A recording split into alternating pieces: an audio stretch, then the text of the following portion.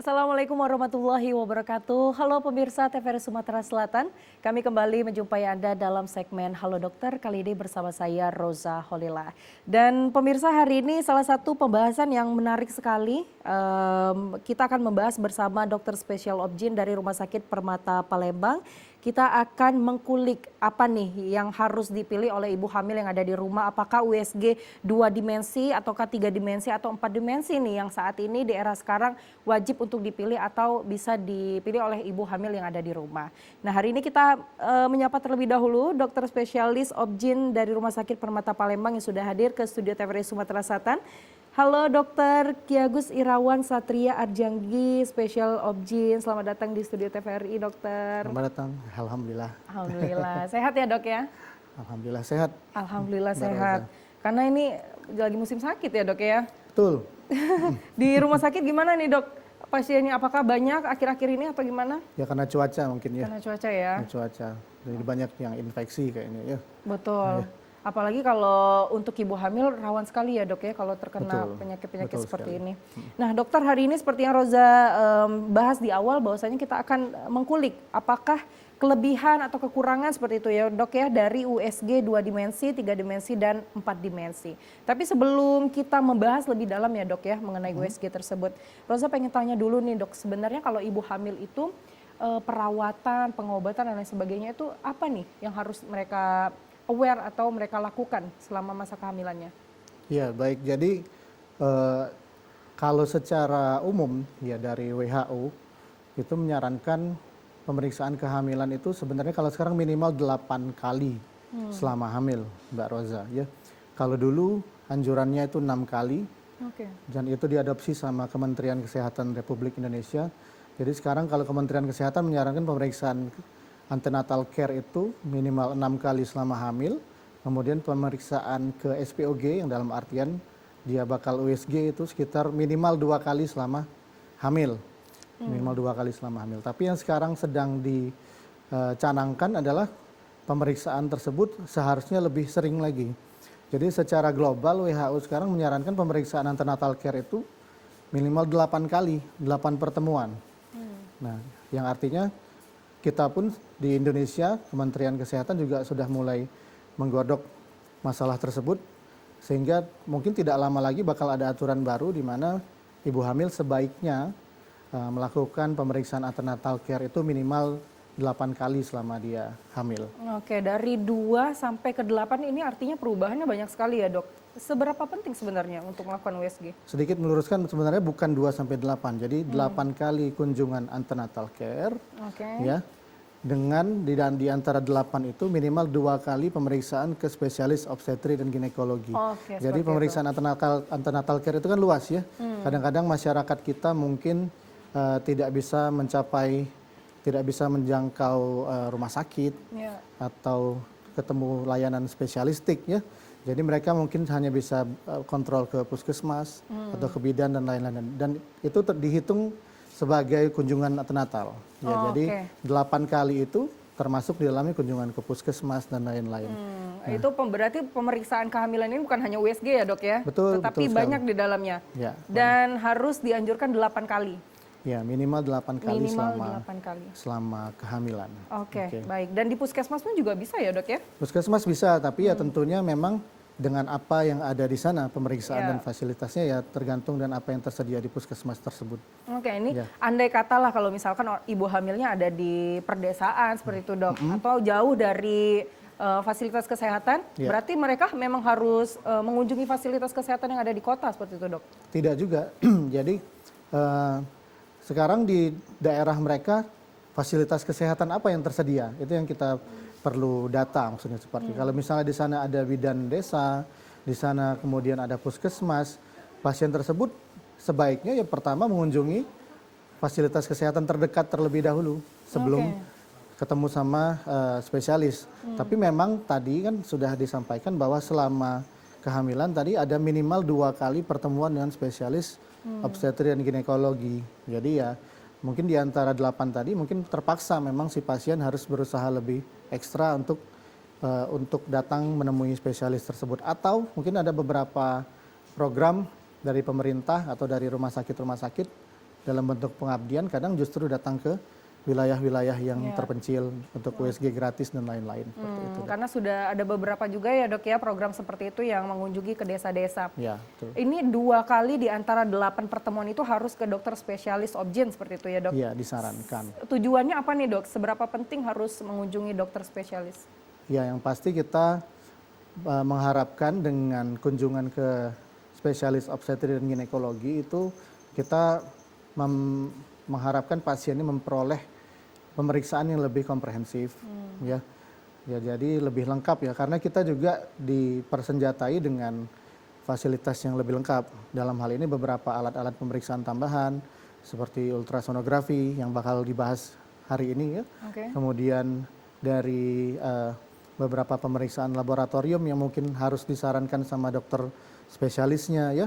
Dan memang karena hamil itu kan lokasinya di dalam perut ya, Mbak Roza ya. Jadi ya nggak kelihatan dari luar maksudnya seperti itu ya. Jadi kita perlu modalitas tambahan untuk melakukan pemeriksaan pada si bayi yang berada di dalam perut maksudnya seperti itu ya.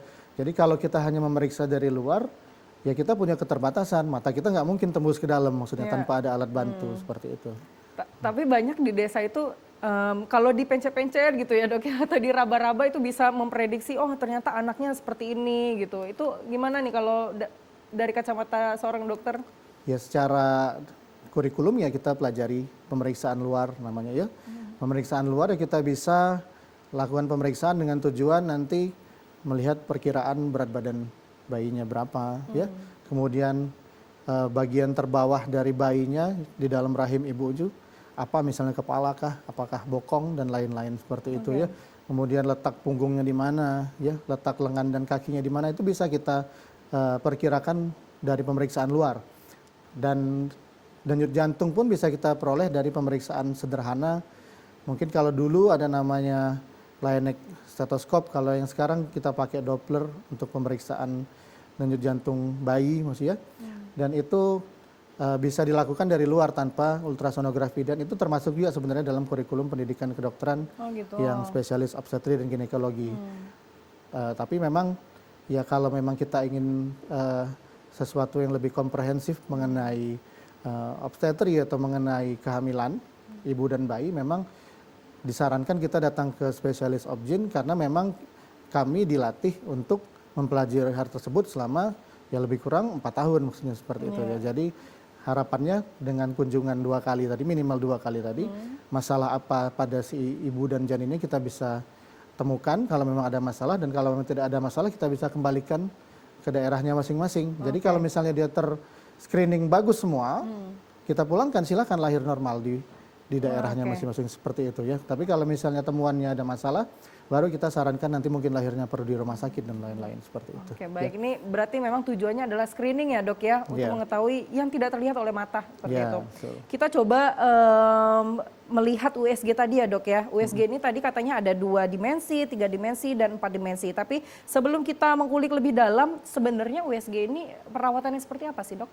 Jadi ultrasonografi itu atau USG itu adalah instrumen penunjang. Dulu kita anggap sebagai instrumen penunjang. Dalam kedokteran kita kenal 3 hal untuk melakukan diagnosis. Untuk sampai pada simpulan atau diagnosis, kita perlu namanya anamnesis, nanti kita perlu wawancara sama pasien dan keluarganya. Yang kedua kita perlu pemeriksaan fisik, pemeriksaan menggunakan tangan kita biasanya ya, dan pemeriksaan penunjang. Pemeriksaan penunjang ya dengan alat-alat canggih, contohnya seperti USG ini ya. Nah, kalau seandainya misalnya dokter penyakit dalam, mereka senjatanya misalnya pakai stetoskop, maka spesialis obgyn senjatanya USG.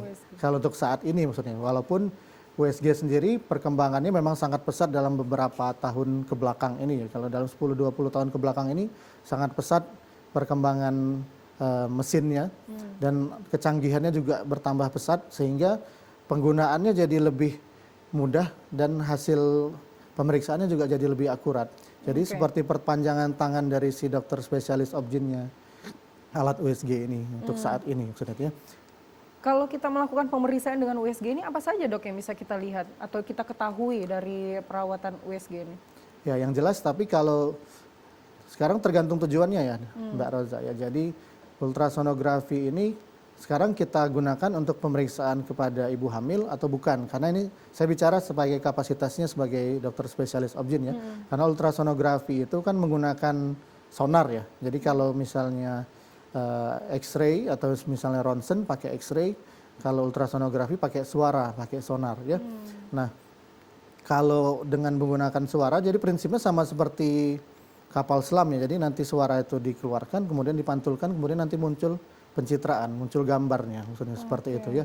Nah, jadi kalau kita mau menilai apa, tergantung tujuannya. Kalau si ibu hamil, berarti kita menilai kehamilannya, bagaimana bentuk rahimnya, bagaimana janinnya, bagaimana plasentanya, bagaimana cairan ketubannya, bagaimana organ sekitar rahimnya, seperti itu ya. Tapi kalau kita gunakan untuk pemeriksaan ginekologi atau pemeriksaan organ-organ reproduksi pada si wanita, maka kita juga sama, kita bakal lihat rahimnya juga, kemudian lihat ketebalan rahimnya, lihat organ-organ sekitar rahimnya seperti apa, ada masalah atau enggak, ada benjolan yang tidak sesuai atau tidak. Jadi penggunaannya sebenarnya luas ya. Ya. Dan itu bisa dipakai untuk memeriksa baik yang sedang hamil ataupun yang belum hamil ya dok ya? Iya betul. Oke baik, tergantung tujuannya. Nah tadi sudah dijelaskan bahwasanya USG ini sekarang di Indonesia ya dok ya? Atau di dunia juga sudah ada 3 macam nih. Coba kita mengkulik yang 2 dimensi dulu nih. 2 dimensi ini artinya sudah lama ya dok? Sudah ada seperti itu USG 2 dimensi. Dan ini sifatnya wajibkah atau bagaimana? Iya. Jadi kalau kita bicara masalah USG mau 2 dimensi, 3 dimensi, 4 dimensi itu tergantung dengan sudut pandangnya. Jadi kalau 2 dimensi jelas sama seperti pelajaran kita dulu ya, panjang kali lebar ya. Jadi kalau kita 3 dimensi kita ada panjang, lebar dan tinggi, jadi kita lihat kedalaman ya. Dan kalau 4 dimensi kita lihat bahwa tambahannya ada gerakan yang real time seperti itu dari si janinnya kalau misalnya ada bayinya di dalam ya. Jadi kalau pertanyaannya mana yang wajib jelas saya akan jawab 2 dimensi yang wajib ya. Karena untuk diagnostik saat ini dokter menggunakan ultrasonografi yang 2 dimensi untuk diagnostik. Apakah 3 dimensi dan 4 dimensi tidak digunakan juga untuk diagnostik? Jawabannya dipakai juga, tapi untuk menambah nilai dari USG yang 2 dimensi tadi. Jadi yang wajib dikerjakan pasti yang 2 dimensi dulu seperti itu. Oke. Ya. Kalau misalkan pasien mau langsung loncat nih dok, langsung mau ke 4 dimensi aja lah gitu. Apakah boleh dok atau bagaimana nih dok? Kalau pertanyaannya boleh atau enggak, jawabannya boleh Mbak Roza ya. Tapi apakah itu sesuai dengan kaidah pemeriksaan sebagai spesialis obgyn? Jawabannya ya tidak ya. Karena kita tujuannya kan kalau sekarang sebagian besar penggunaan USG 3 dan 4 dimensi itu, sebagian besar, saya nggak bilang seluruhnya, adalah untuk entertain. Oh gitu. Ya, jadi untuk entertain dari si ibu sama si bapaknya si bayi. Jadi ya tapi kita tidak bisa mengesampingkan kebahagiaan pasangan juga kalau mau melihat wajah anaknya, melihat gerakan bayi dalam rahim ya.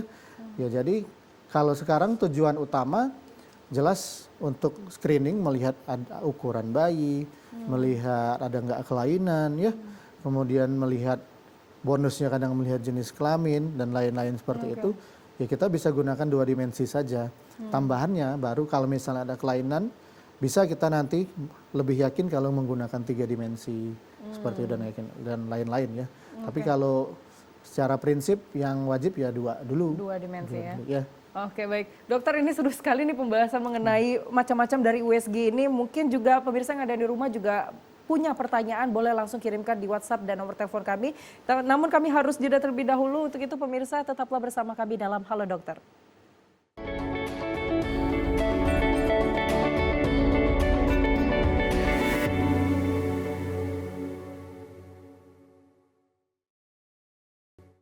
Pemirsa, Anda masih bersama kami dalam Halo Dokter dan kita akan melanjutkan pembahasan kita bersama Dr. Satria.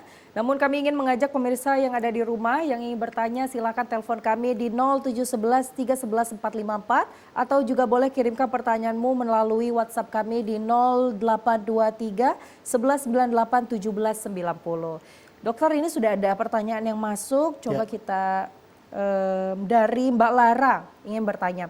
Dokter, apa nih pengaruh kalau misalkan kita terlalu sering melakukan USG? Kemudian berapa lama jarak seseorang itu bisa USG lagi kalau dihitung per harinya? Seperti itu, Dok. Oke, baik. Jadi kalau pertanyaannya kan safety pertama ya. Ya. Jadi yang ditanyakan pertama adalah keamanan.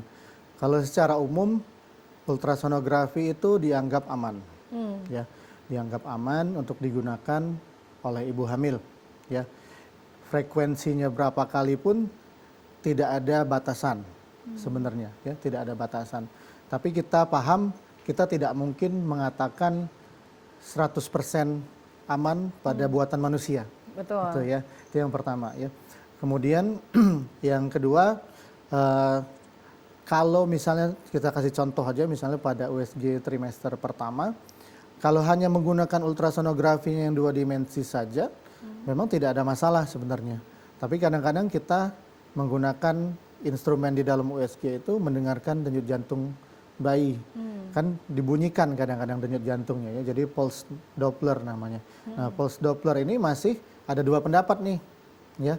Pendapat pertama bilang kalau pada kehamilan yang terlalu awal sebaiknya tidak dibunyikan. Oh, gitu. Hanya ditayangkan gambarnya saja. Karena ada panas dari mesin yang mungkin sampai kepada janin yang masih terlalu kecil. Pendapat kedua tidak ada masalah sebenarnya mau digunakan atau tidak ya. Dan memang sampai sekarang pun kalau kita bicara masalah safety ya secara umum ya safe ya. Kalau masalah keamanan ya kita bisa bilang aman. Dan kalau memang masalahnya seperti yang saya utarakan tadi mengenai penggunaan pulse Doppler pada trimester 1, ya kita pun diajarkan di dalam kurikulum kita saat memeriksa jantung bayi pada trimester awal, kita tidak menggunakan suara. Kita hanya melakukan scanning dan nanti akan ada wave-nya, akan ada gelombangnya, dan gelombang itu bisa kita ukur berapa denyut jantungnya tanpa harus membunyikan suaranya. Tapi kadang-kadang beberapa pasien ingin mendapatkan sensasi mendengarkan suara denyut jantung bayinya seperti itu ya. Tapi itu kita akan jelaskan kenapanya tidak kita bunyikan. Biasanya kalau saya seperti itu ya. Yang kedua nanti tadi berapa kali ya? Seberapa sering? Yang jelas setiap dokter pasti punya pertimbangan kenapa si pasien tersebut harus sering disuruh datang ke rumah sakit atau ke praktek untuk ultrasonografi, untuk USG ya. Kalau seandainya tadi saya sudah sampaikan mungkin tadi sebelum acara ngobrol dengan Mbak Roza ya, bahwa memang kadang-kadang ada beberapa dokter, bukan hampir seluruh dokter menyarankan ultrasonografi walaupun tadi saya bilang 8 kali lah, 2 kali lah. Pada akhirnya disarankan USG tiap bulan.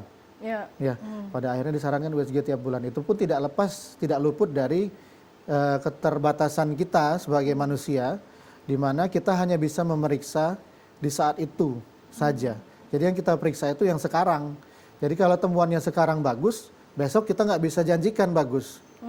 Ya, betul. Sehingga karena si bayi di dalam itu berkembang terus-menerus, maka kita nggak tahu keadaan dia bulan depan, 2 bulan kemudian, atau 10 hari, 15 hari setelah kita periksa.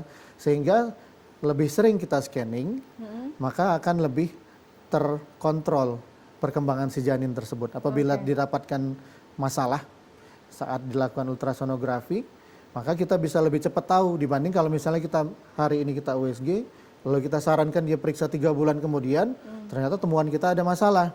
Masalahnya kita nggak tahu apakah sudah terjadi 1 bulan, 2 bulan, atau baru berapa hari seperti itu kan ya. Jadi untuk menghindari temuan yang terlambat, maka sesama sejawat biasanya menyarankan ya USG-nya setiap bulan.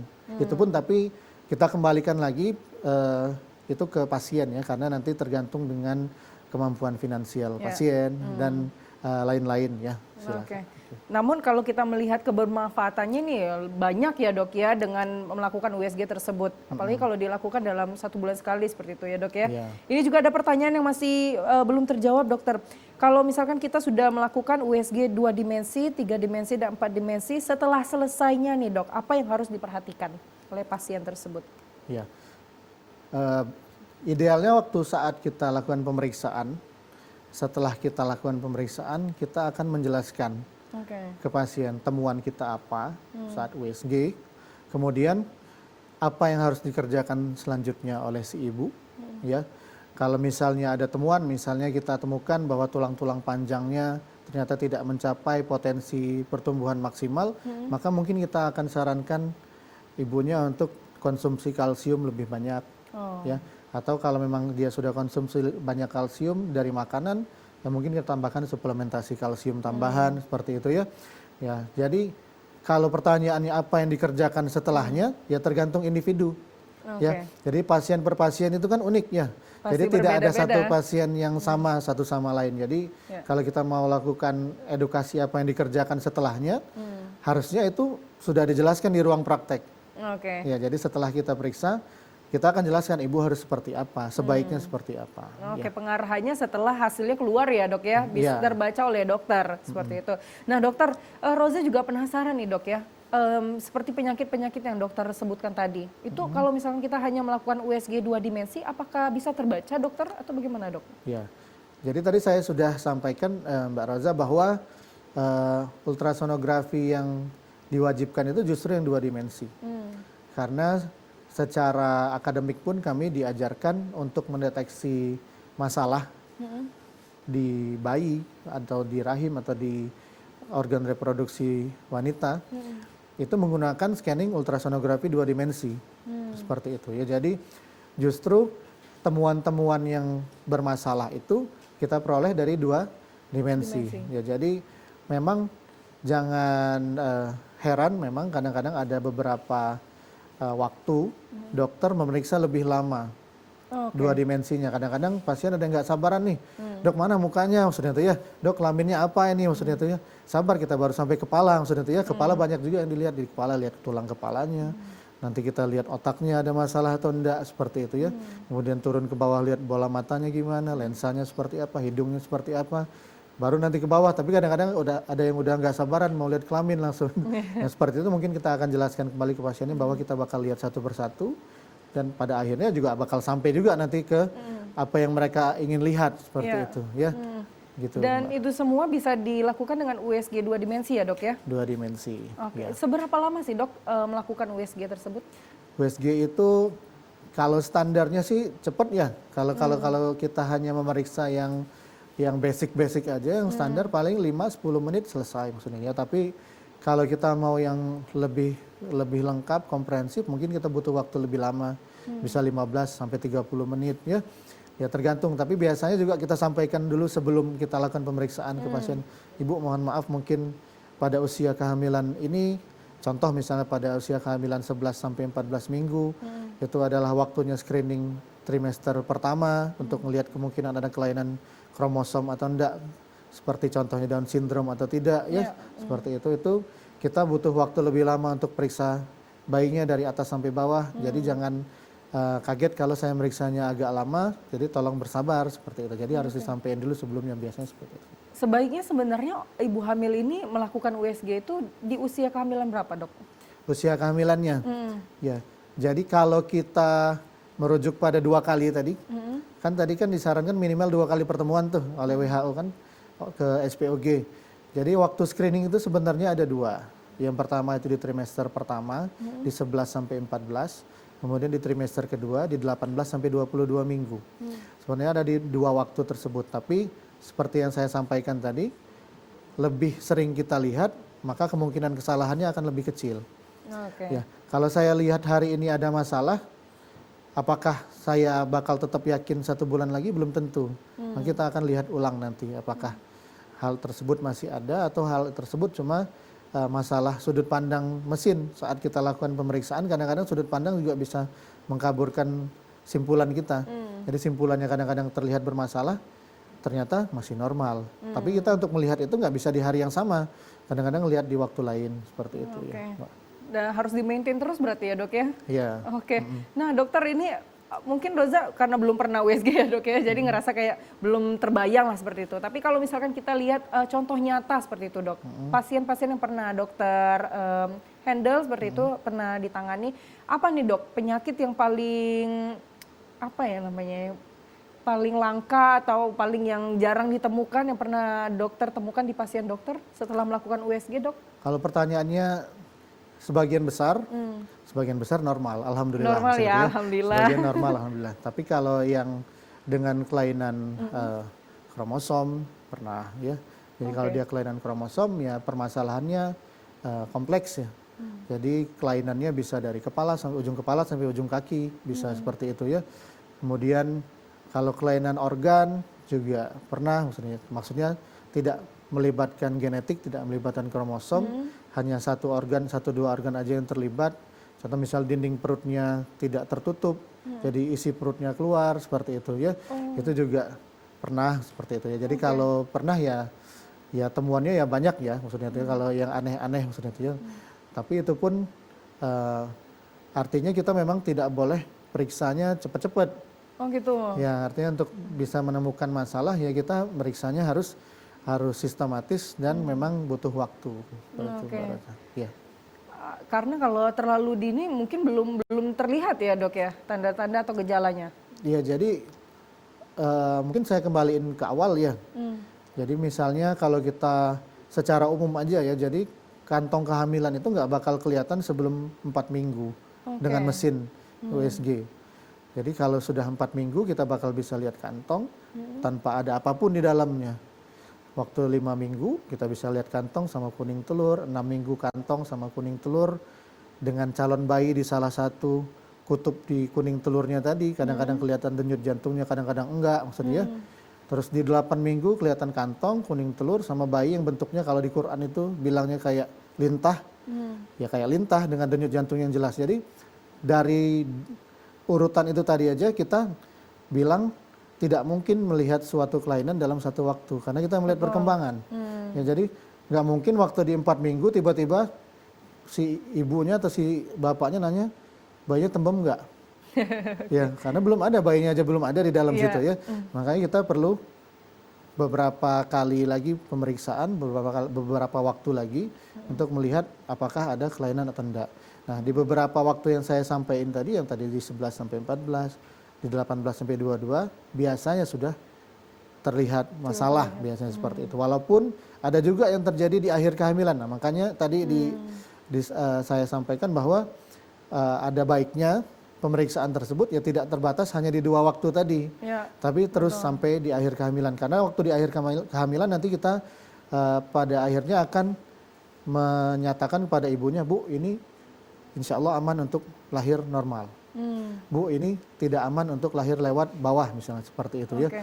Jadi kalau kita ikutin dari awal ya kita bisa sampai kesimpulan tersebut walaupun pada akhirnya dia bakal normal atau lahirnya bakal sesar itu balik lagi ke Allah semua maksudnya itu ya. Bukan dokternya yang nentuin sebenarnya ya. Dokter cuma lihat tanda-tandanya, bahaya enggak, milih ke kanan atau milih ke kiri, tinggal seperti itu Mbak Roza. Oke, baik. Dokter, kita harus jeda terlebih dahulu dokter. Dan untuk pemirsa yang di rumah, kami akan kembali dalam Halo Dokter, tetaplah bersama kami.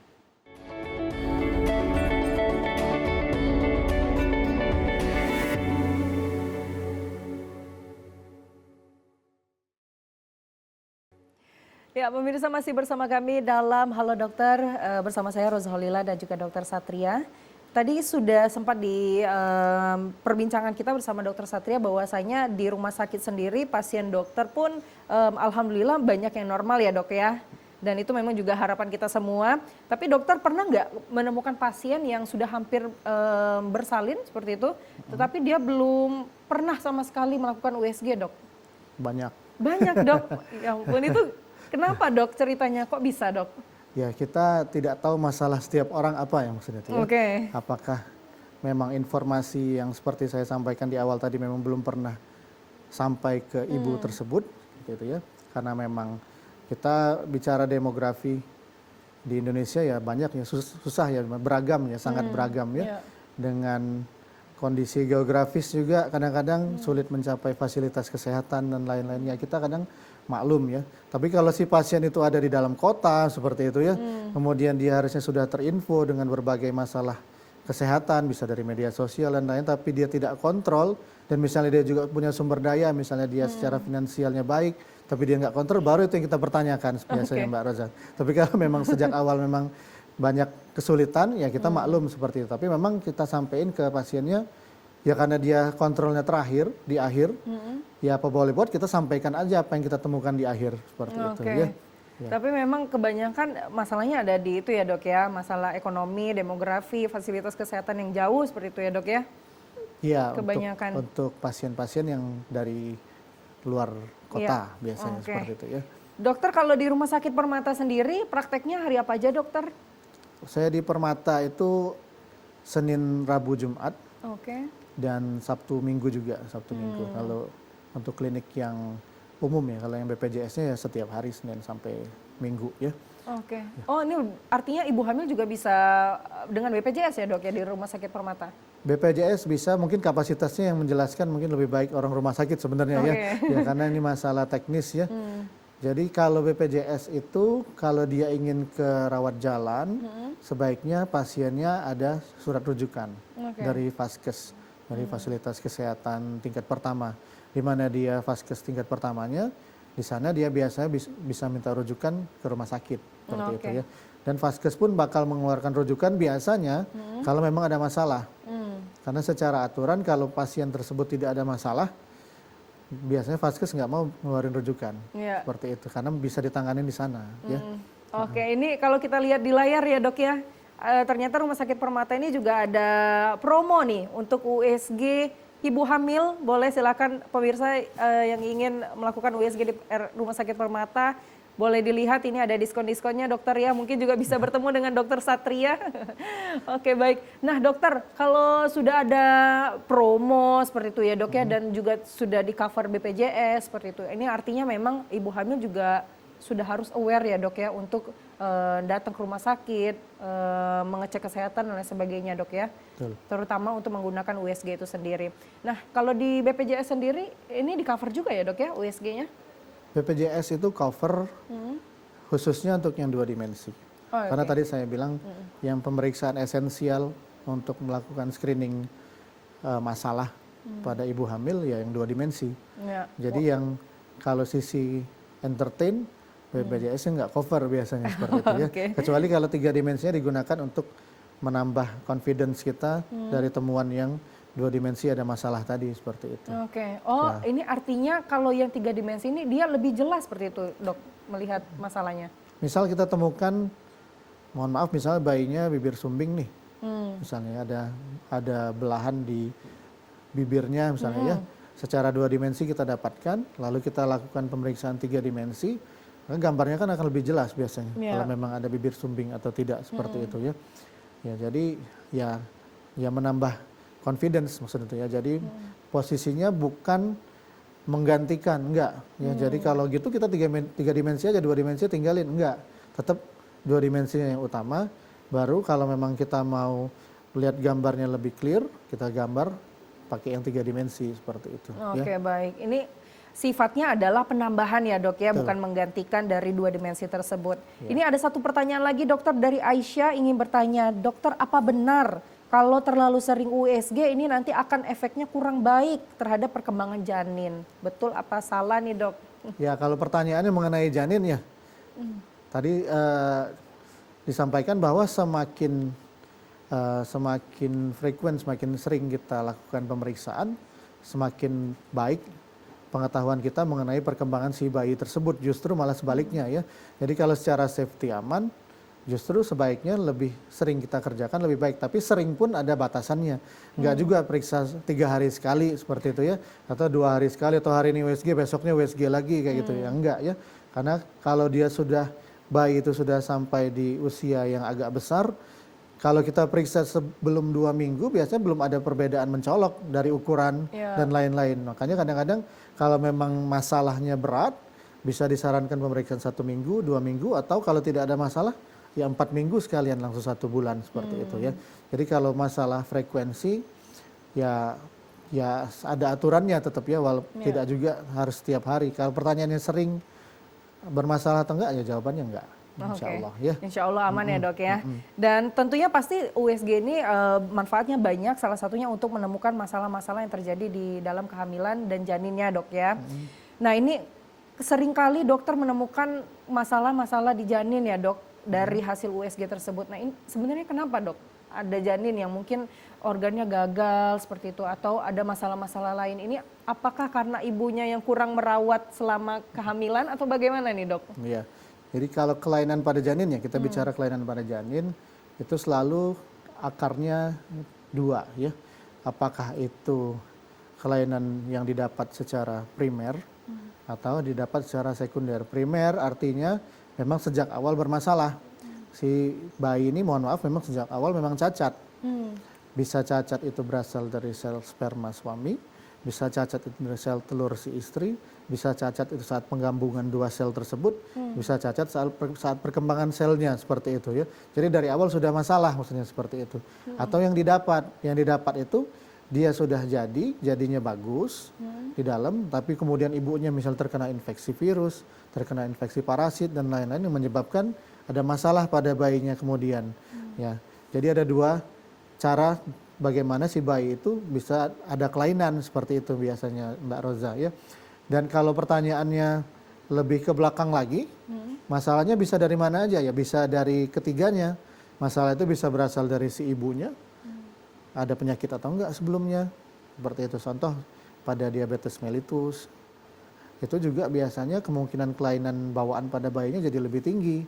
Pada diabetes mellitus yang tidak terkontrol ya misalnya ya.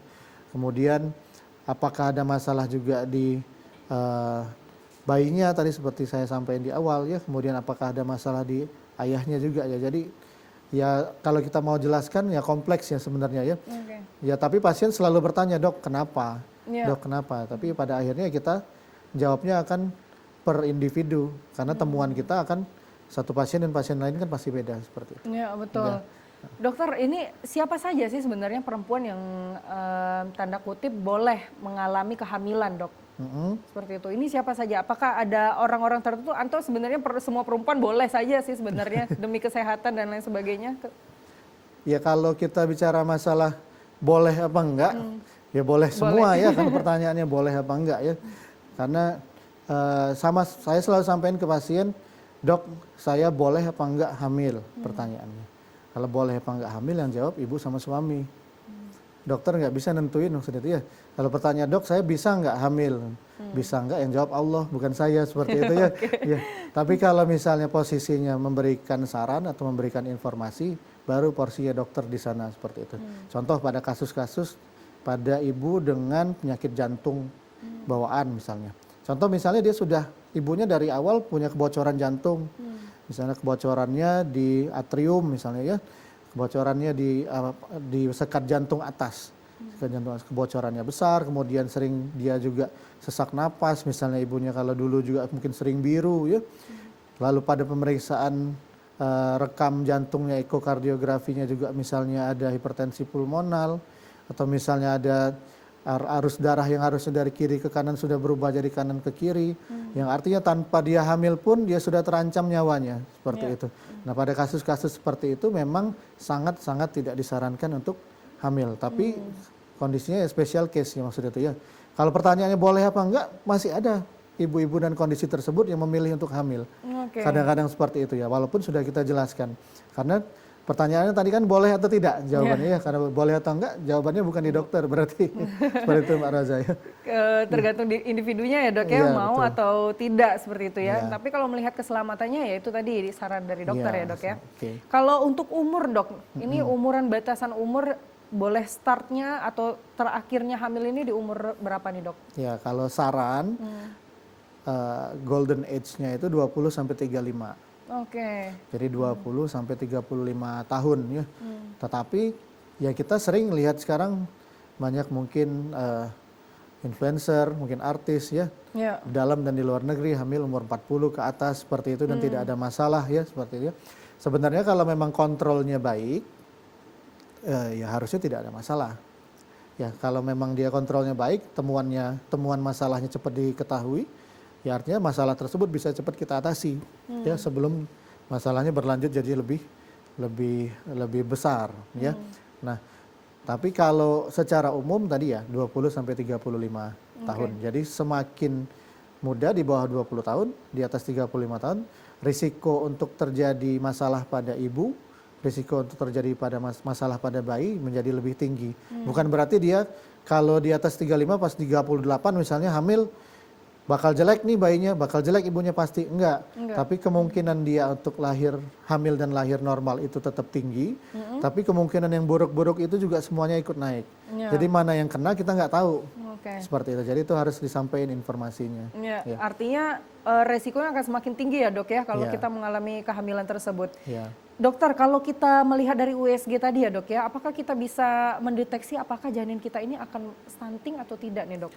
Ya, jadi ya ini sebenarnya krusial ya, ya Mbak Roza ya, karena memang beberapa eh, program dari pemerintah mengkhususkan penanganan stunting itu di level di mana bayinya sudah lahir atau bayinya sudah berada di tingkat balita atau bayinya berada anaknya sudah berada di tingkat sekolah. Pada ibu hamil ini sebenarnya masih sangat minim. Sementara pertumbuhan anak itu dimulainya dari perut. Dari perut. Ya, bukan pas dia lahir seperti itu ya. Jadi kalau kita mau mendeteksi stunting, kemudian kita mau mencegah terjadinya stunting, mulainya dari bahkan sebelum hamil sebenarnya. Oke. Sebelum si perempuan itu hamil harusnya info sudah kita sampaikan bahwa ibu makannya harus seperti ini, nutrisi yang dimakan ini ya. Jadi kalau misalnya nutrisinya seimbang, nanti kehamilannya juga baik seperti itu ya. Nah jadi kalau kita bilang apakah bisa mendeteksi, apakah bisa memprediksi, atau apakah bisa mencegah, jawabannya ya iya. Saat kita USG kadang-kadang kita temukan ada bayi yang terlambat tumbuh, yang tertinggal tumbuh dari teman-teman usia sebayanya. Misalnya dia harusnya 30 minggu, teman sebayanya dia ukurannya 25 minggu seperti itu ya. Jadi tertinggal lumayan jauh, itu pun dengan berbagai penyebab tapi ya. Oke. Wah ini artinya dengan satu kali ya, maksudnya dengan pemeriksaan USG pun semuanya bisa terdeteksi ya dok ya. Bahkan stunting pun bisa dideteksi dengan cara USG tersebut. Baik, kita harus jeda terlebih dahulu dokter. Untuk itu pemirsa kami akan kembali dalam Halo Dokter, tetaplah bersama kami.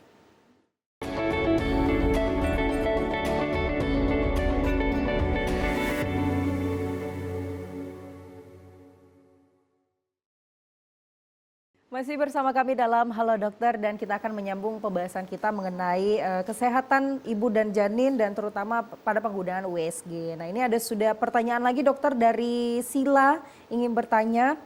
Oh Ibu Nisa ingin bertanya. Apa perbedaan antara USG dan MRI dalam memantau kesehatan janin dok? Dan bagaimana USG itu dapat membantu dalam persalinan khususnya pada kehamilan yang kembar? Oke, ya terima kasih. Jadi kalau kita bicara masalah imaging atau pencitraan, tadi saya sampaikan kan ada ronsen menggunakan sinar X-ray, kemudian ultrasonografi menggunakan gelombang suara. Kalau misalnya MRI menggunakan gelombang elektromagnetik. Oke. Ya, kalau secara safety, ya kita bakal runutkan dari yang pertama ultrasonografi dulu, yang aman ya, dari aman ke yang kurang aman. Kemudian MRI, kemudian yang terakhir baru X-ray seperti itu ya. Jadi secara safety aja sudah terjawab sebenarnya itu yang pertama ya. Yang kedua secara cost, MRI itu mahal banget ya, bisa berkali-kali lipat harga dari ultrasonografi. Sementara dengan ultrasonografi kita malah bisa mendapatkan hasil yang lebih detail. Jadi sudah lebih mahal, ternyata detailnya bisa didapat dan harga yang lebih murah. Jadi secara cost dia lebih efektif ultrasonografi. Ya. Kemudian tadi yang ketiga, ya balik ke yang sebelumnya kita bahas, bahwa temuannya juga akan lebih detail. Karena kalau MRI yang ditembak itu kan wilayah yang lebih luas. Sementara kalau kita ultrasonografi, kita part per part yang kita lihat. Ya, dan kita bisa atur kedalaman untuk melihatnya. Memang ada beberapa kondisi di mana kita membutuhkan tambahan pencitraan menggunakan MRI pada kehamilan. Contoh misalnya kita mau lakukan, kan pada sekarang banyak kasus plasenta yang lengket ya, plasenta akrata di mana plasentanya mengakar sampai ke otot rahim sehingga terpaksa rahimnya ikut diangkat kadang-kadang sampai seperti itu ya. Nah, kadang dengan ultrasonografi karena plasenta itu bentuknya lempengan, jadi kadang dengan USG kita nggak dapat dia seluas apa, masalahnya di mana. Tapi dengan MRI kita bisa dapat luasnya di mana, sampai kemana masalahnya, sampai kemana sebarannya seperti itu. Itu manfaatnya bisa kita peroleh tambahan dari MRI. Tapi kalau menilai janin, tentunya kalau dari kita lebih superior ultrasonografi kalau untuk kasus ini. Walaupun kita nggak boleh bilang satu pemeriksaan cukup. Kadang-kadang kita memang butuh tambahan pemeriksaan lain. Tapi secara umum ultrasonografi cukup kok kalau secara umum ya. Tadi pertanyaan yang kedua tadi tentang kembar ya? Iya, Ya. USG ini dalam Dengan membantu. pertimbangannya dalam menentukan cara persalinan ya? Ya. Cara persalinan ya. Jadi kita kenal kalau kembar itu, kembar kan banyak ya. Kembar itu ada yang bayinya 2 atau lebih. Ada 2, ada 3, ada 4 maksudnya bisa aja ya. Tapi yang lebih sering kan 2 ya. Yang lebih sering kan 2. Kalau seandainya bagian terbawah bayi di rahim ibu itu yang terbawah adalah kepala dan bayi yang kedua pun kepala, biasanya itu masih masuk ke kategori yang disarankan untuk boleh mencoba lahir normal. Oke. Seperti itu. Tapi dengan syarat tidak ada masalah lain ya. Misalnya dia ada darah tinggi dalam kehamilan dan lain-lain. Artinya hanya datanya semuanya normal, cuma posisi bayinya memang kepala dan kepala ya. Tapi contoh misalnya kalau misalnya terbawahnya itu bokong dan yang kedua kepala, maka itu tidak boleh, nanti malah saling tersangkut satu sama lain nantinya. Atau kalau yang bawah melintang, jadi justru menghalangi jalan lahir yang kedua. Nah dalam kondisi seperti itu ya tidak disarankan untuk lahir lewat bawah seperti itu. Jadi peran ultrasonografi ya tadi menilai posisi bayi tadi seperti apa di dalam rahim, sehingga kita bisa menentukan kira-kira nih cara persalinannya seperti apa. Walaupun tidak hanya posisi ya, tapi kita bisa nilai juga di mana letak plasentanya ya. Apakah ada masalah pertumbuhan antara 1 atau 2 bayi itu dan lain-lainnya. Sebenarnya lebih banyak lagi kalau kita mau bahas, tapi secara umum di akhir kehamilan posisi yang bisa kita temukan saat ultrasonografi ya. Artinya mendekati persalinan ini wajib ya dok ya, harus USG untuk melihat letak bayi tersebut? Ya, sangat disarankan. Sangat disarankan karena nanti dokter akan menentukan, contoh saya secara pribadi misalnya, secara pribadi kalau misalnya pasien itu rutin kontrol dengan saya pun, kalau temuannya bagus semua, saya izinkan pasiennya silahkan mau lahiran di mana terserah, seperti itu ya. Jadi kalau dia mau lahiran di klinik dengan bidan, ya, dia mau lahiran di puskesmas misalnya, silahkan, tidak ada soal. Kalau tapi syaratnya temuan USG-nya bagus semua nih Bu, ya.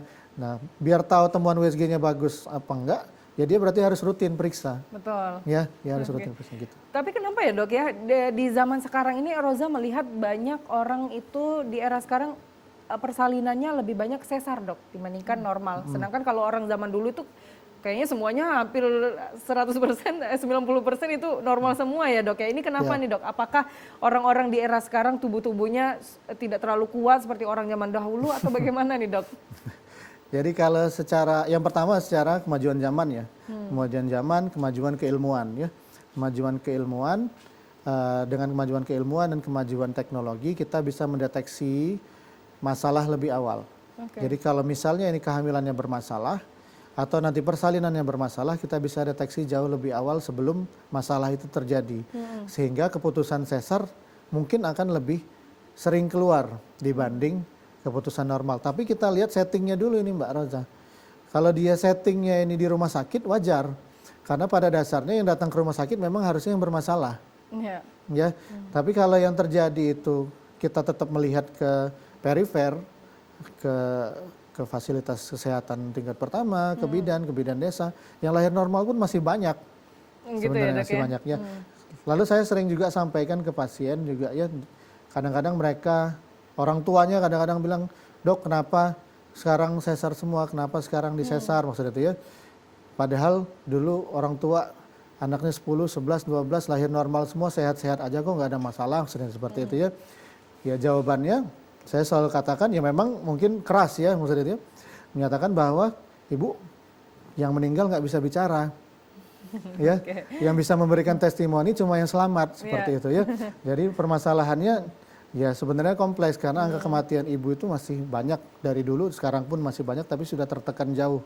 Ya, seperti Baik itu, dokter, ya. ini artinya memang USG ini sangat penting ya dok ya. Kalau menurut WHO sendiri harus 8 kali pemeriksaan dan 2 diantaranya harus USG, seperti itu. Ya, betul. Baik, terima kasih banyak dokter Satria sudah mampir ke TVRI Sumatera Selatan dan mengedukasi pemirsa yang ada di rumah. Dan pemirsa yang ada di rumah, terima kasih sudah menyaksikan Halo Dokter hari ini. Akhir kata saya Roza Holila pamit undur diri, terima kasih atas kebersamaan Anda. Sampai jumpa kembali.